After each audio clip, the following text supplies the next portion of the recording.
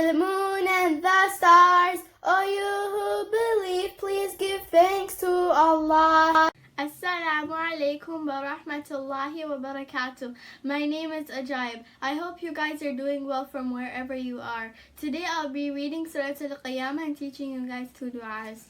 Let's get started. Stay tuned and keep watching until the end of the video.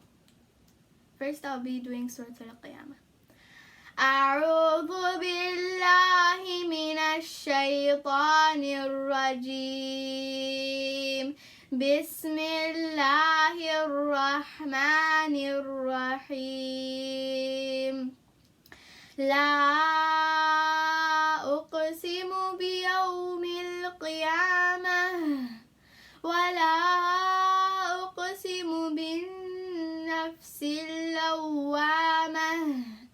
أيحسب الإنسان أن لن نجمع عظامه بلى قادرين على أن نسوي بنانه بل يريد الإنسان ليفجر أمامه يسأل أيان يوم القيامة فإذا برق البصر وخسف القمر وجمع الشمس والقمر يقول الإنسان يومئذ أين المفر كلا لا وذر إلى ربك يومئذ المستقر ينبأ الإنسان يومئذ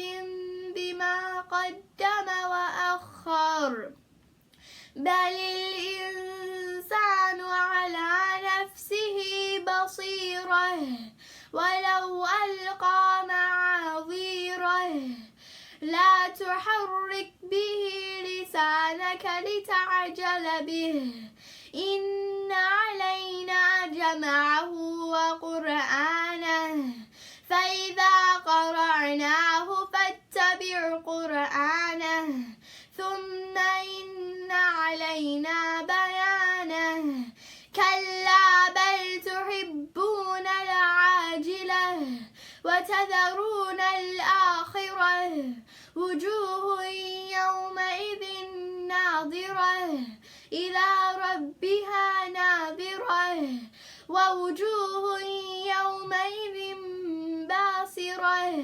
تظن أن يفعل بها فاقرة كلا إذا بلغت التراقي وقيل من راق وظن أنه الفراق والتفت الساق بالساق إلى ربك يومئذ المساق فلا صدق ولا صلى ولكن كذب وتولى ثم ذهب إلى أهله يتمطى أولى لك فأولى ثم أولى لك فأولى أيحسب الإنسان أن يترك سدى ألم يكن نطفة من مني يمنى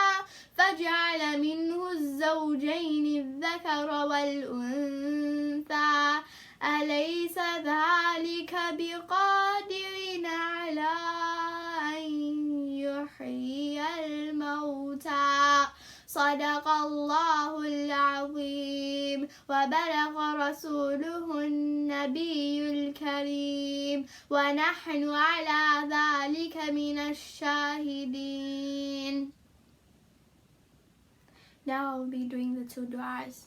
And remember, when you enter the bathroom, you enter with your left foot and you say, Bismillah, Allahumma inni a'udhu bika min al-khubthi wal-khaba'ith, which means, O Allah, I take refuge with you from all evil and evildoers. And then, when you exit the bathroom, you exit with your right foot and you say, Ghufranak, which means, O Allah, I ask you for forgiveness. That is all I have for today. And remember, subscribe and hit the notification bell so you get notified whenever I post a new video. Assalamu alaikum wa rahmatullahi wa barakatuh. See you in my next video.